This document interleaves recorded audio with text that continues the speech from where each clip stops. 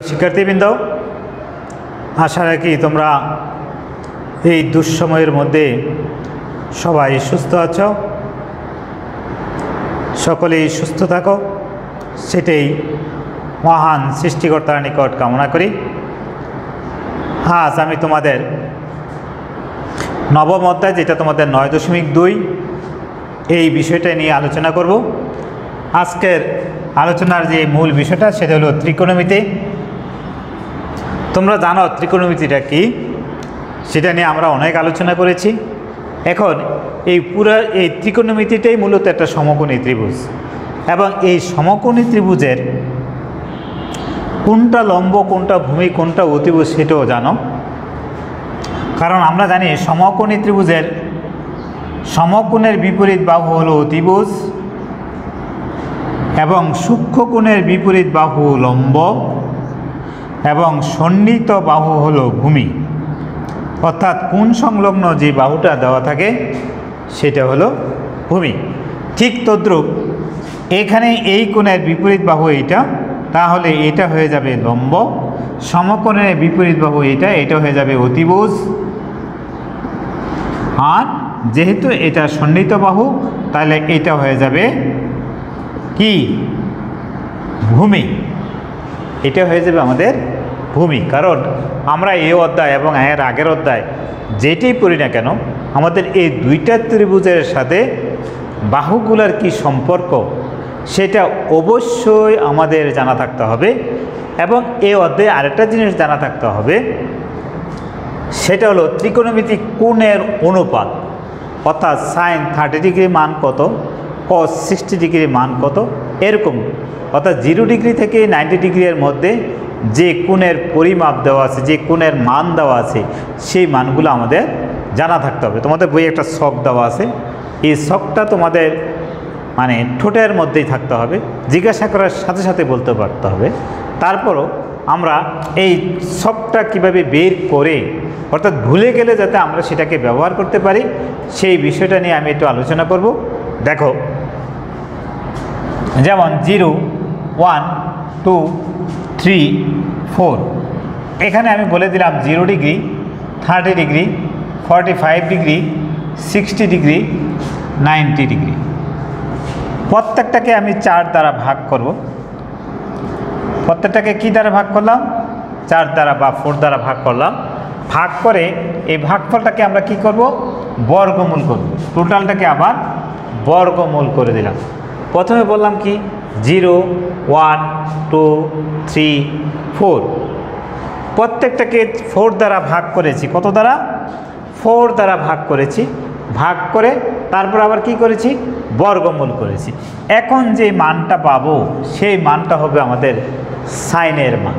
যেমন কোনো জিনিসকে 0 দ্বারা ভাগ করলে সেটা, অর্থাৎ 0কে কোনো জিনিস দ্বারা ভাগ করলে সেটা কি হবে? 0 হবে। এটা হয়ে যাবে হাফ, এটা হয়ে যাবে 1/√2, এটা হবে √3/2, এটাকে ভাগ করলে হবে 1। অর্থাৎ 4কে 4 দ্বারা ভাগ করলে 1, 1কে বর্গমূল করলেও কিন্তু কি হবে? 1ই হবে। এখন আমাদের এই মানটা যদি আমরা বের করে নিয়ে আসতে পারি, ঠিক আছে শিক্ষার্থীরা, তাহলে আমরা কজের মানটাও বের করে ফেলতে পারবো। অর্থাৎ এখান থেকে উল্টা দিক থেকে লেখা আরম্ভ করলে হয়ে যাবে 1 √3/2, 1/√2, হাফ 0। ঠিক আছে শিক্ষার্থীরা, এখন আমাদের টেনের মান যদি আমরা বের করতে চাই, আমরা জানি tan θ = কি? tan θ = sin θ / cos θ। sin θ / cos θ। তাহলে সাইনের মানকে যদি আমরা কজের মান দ্বারা ভাগ করি, তাহলে আমরা টেনের মান পেয়ে যাচ্ছি। কি পাচ্ছি না? কোন সূত্র থেকে? এই সূত্র থেকে। অর্থাৎ 9.1-এ আমরা যে অঙ্কগুলো করেছি সেই সূত্রটা যদি আমরা প্রয়োগ করি, তাহলে আমরা tan θ মান 0কে 1 দ্বারা ভাগ করলে 0, এইটাকে এটা দ্বারা ভাগ করলে কত হয় দেখো? হাফ ভাগ √3/2 = হাফ ইন্টু 2/√3, কাটাকাটি গেলে 1/√3। দেখেছ? তাহলে এটার মান হলো 1/√3, এটাকে এটা দ্বারা ভাগ করলে 1, এটাকে এটা দ্বারা ভাগ করলে √3। এখন 1কে যদি 0 দ্বারা ভাগ করা হয় সেটা হয়ে যাবে অসংজ্ঞায়িত।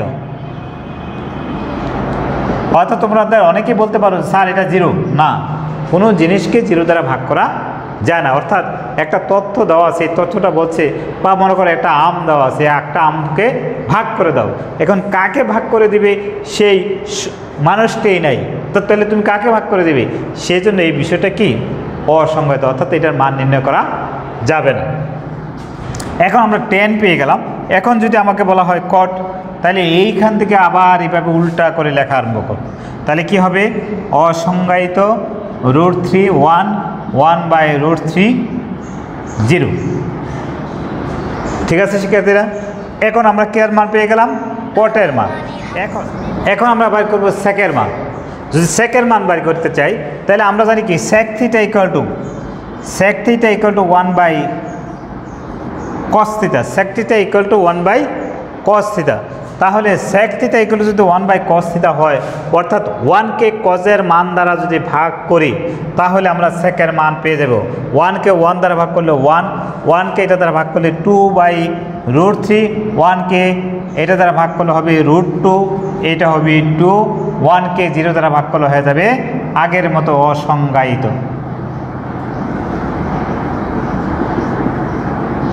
ঠিক আছে শিক্ষার্থীরা, এখন আমাদের যদি cosec θ বের করতে হয় তাহলে আবার এরকমভাবে আমরা উল্টা করে লেখা আরম্ভ করব।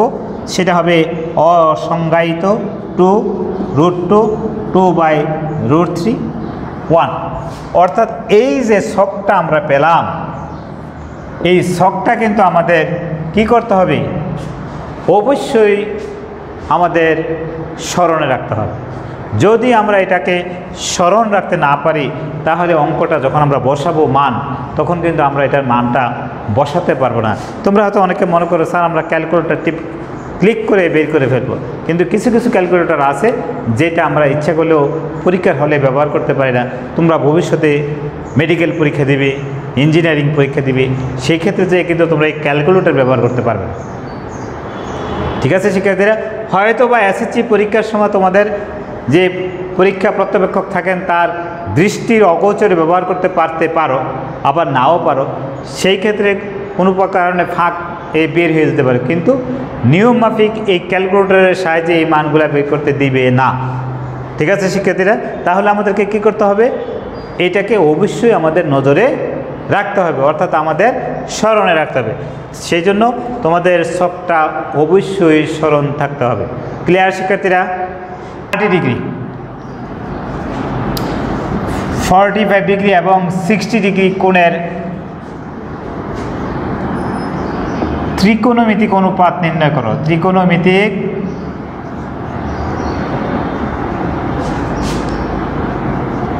অনুপাত নির্ণয় করো। এখানে 30 ডিগ্রি এবং 60 ডিগ্রি দুইটাই তোমাদের বইয়ে একটা প্রশ্নের মধ্যে করে দেওয়া আছে। ঠিক আছে শিক্ষার্থীরা, এবং 45 ডিগ্রির জন্য আলাদা করে আরেকটা দেওয়া আছে। সেখানে আমাদের 90 ডিগ্রি মাইনাস থিটা এটার জন্য, অর্থাৎ এটা পুরো কোণের ক্ষেত্রে প্রযোজ্য, এই পুরো কোণের জন্য আরেকটা তোমাদের দেওয়া আছে। অর্থাৎ এই 30 ডিগ্রি এবং 60 ডিগ্রি যদি আমরা বের করতে চাই, তোমাদের বইয়ে এরকম একটা চিত্র দেওয়া আছে। এখানে এই কোণটাকে 30 ডিগ্রি, এই কোণটাকে 30 ডিগ্রি এবং এইটাকে 30 ডিগ্রি, এইটাকে 30 ডিগ্রি কল্পনা করা হয়েছে। ঠিক আছে, এখন এইটাকে যদি 30 ডিগ্রি কল্পনা করা হয়, এইটাকে যদি 30 ডিগ্রি কল্পনা করা হয়, তাহলে এই কোণটা যদি আমাদের 30 ডিগ্রি হয়, এই কোণটা যদি 30 ডিগ্রি হয়, তাহলে এটা কিন্তু একটা সমবাহু ত্রিভুজ হয়ে গেল। কি ত্রিভুজ হয়ে গেল? সমবাহু ত্রিভুজ। এখন প্রত্যেকটা বাহুর দৈর্ঘ্য যদি এ ধরা হয়, এই টোটাল বাহুটার দৈর্ঘ্য যদি এ ধরা হয়, তাহলে এটা হবে কি a/2, এটা হবে a/2। ঠিক আছে, তা এখন এটা একটা সমকোণী ত্রিভুজ। এই সমকোণী ত্রিভুজের জন্য আমাদের এই বাহু, এটা কি লম্ব, এটা অতিভুজ, আর এটা কি আমাদের ভূমি, লম্ব অতিভুজ ভূমি। তাহলে এই সম্পর্ক থেকে আমরা 30 ডিগ্রি কোণের সম্পর্ক বের করে ফেলতে পারবো। ঠিক তদ্রূপ আবার যদি এটা 45 ডিগ্রি কোণ হয়, এটাকে যদি 45 ডিগ্রি কল্পনা করা হয়, এটা 45 ডিগ্রি হলে এইটা 45 ডিগ্রি, এই ক্ষেত্রে আমরা এটা সমকোণী ত্রিভুজ। এই মানের সূত্রের সাহায্যে এই দুইটা তিনটা জিনিসেই তোমাদের বই করে দেওয়া আছে, সেটা তোমরা অবশ্যই করতে হবে।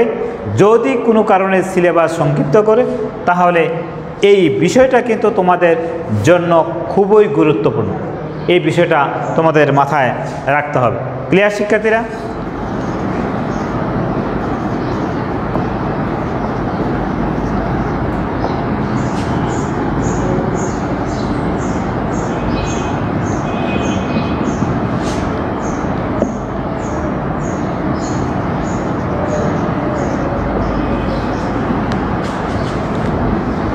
এখন দেখো, আমরা এখানে একটা অঙ্ক লিখেছি।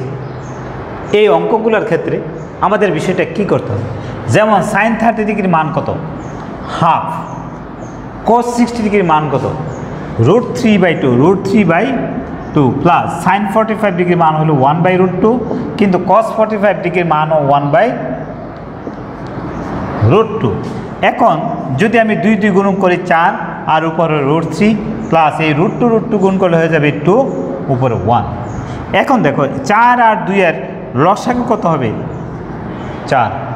তাহলে এটা দ্বারা ভাগ করলে √3 প্লাস এটাতে ভাগ করলে 2, 2 একে 2, অর্থাৎ আমাদের অঙ্কের রেজাল্টটা আসবে এরকম একটা মান।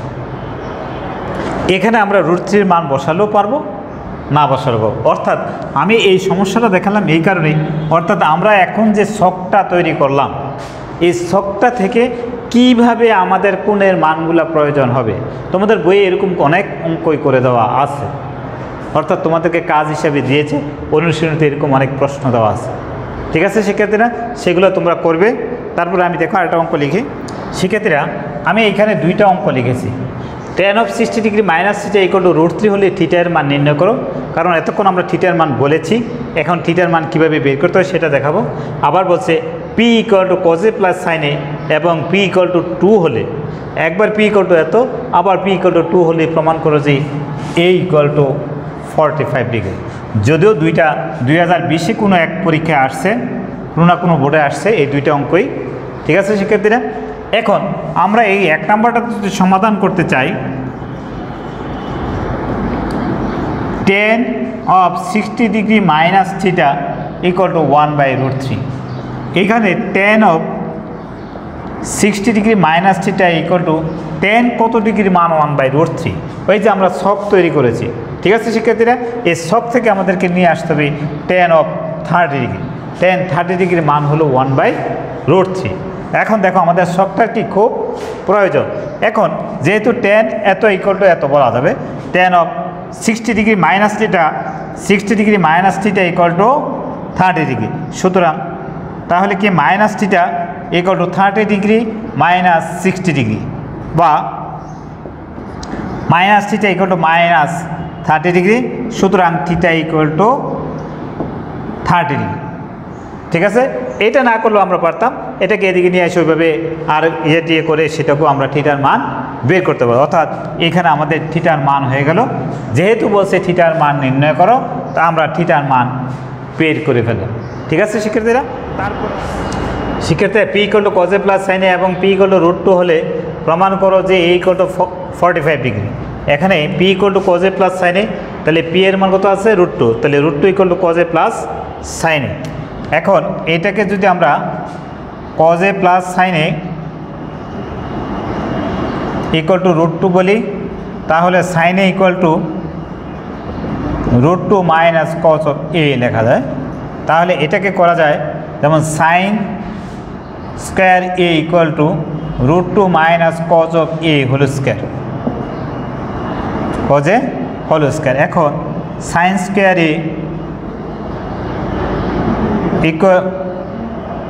Equal to √2 whole square minus 2 into √2 into cos a plus cos square a। এটাকে আমরা এটা বলতে পারি। তাহলে sin square equal two 1 minus cos square a, এটা হয়ে যাবে 2 minus 2 √2 cos a plus cos square a। এখন এইটাকে সব পুরোটাকে যদি আমরা এই পক্ষে নিয়ে আসি, minus cos square a plus 2 √2 cos a minus cos square a plus 1 minus 2 equal to 0, minus 2 cos square a plus 2 √2 cos a minus one equal to zero. এখন যদি আমরা মাইনাস কমন নেই, মাইনাস কমন গেলে হলো two cos স্কোয়ারে minus two root two কজে plus one equal to zero. তাহলে কি দাঁড়াচ্ছে, মাইনাস ওয়ান দ্বারা গুণ করলে two cos square a minus two root two cos a plus one equal to zero. এখন এটাকে root two cos of a whole square minus two into root two cos of a into one plus one whole square equal to zero. তাহলে এটাকে বলতে পারি root two cos of a minus one whole square equal to zero. এখন উপপক্ষকে যদি বর্গমূল করি তাহলে root two cos of a minus one equal to zero. Cos of A অর্থাৎ root two cos A equal to one, তাহলে cos A equal to one by root two, অর্থাৎ উভয়পক্ষকে রুট টু দ্বারা ভাগ করে তাহলে cos of A equal to cos of 45 degree. সুতরাং A equal two 45 degree, এইটাই আমাদের প্রুফ। ঠিক আছে শিক্ষার্থীরা, আজকে আমরা যে সমস্যাগুলো পড়ালাম, অর্থাৎ এই যে ছকটা আমরা দেখালাম, এই ছকের সাহায্য ব্যতীত আমরা এই যে 9.2 এর যে সমস্যাগুলো আছে এই সমস্যাগুলো কিন্তু আমরা সমাধান করতে পারবো না। সেই জন্য কী বলছি, 9.2টা তোমাদের যে ছকটা প্রদর্শন করেছি এই ছকটা অবশ্যই মনোযোগ সহকারে মনে রাখবে, এবং আজকে যেগুলো পড়ালাম সেগুলোই তোমাদের এইচডব্লিউ থাকবে, অর্থাৎ ক্লাসের সিডব্লিউর এই অংশটুকুই তোমাদের এইচডব্লিউ আকারে থাকবে, এবং বাকিটা আমরা আগামী ক্লাসে করব। সবাই এই লকডাউনের সময় বাসায় থাকবে, এবং এই যে রমজান মাস সবাই মহান সৃষ্টিকর্তার অর্থাৎ আল্লাহ তাআলার যেই নিয়ম নীতিগুলো আছে সেগুলা সবাই মেনে চলবে। সবাই ভালো থাকবে, এই বলে এখানেই শেষ করছি।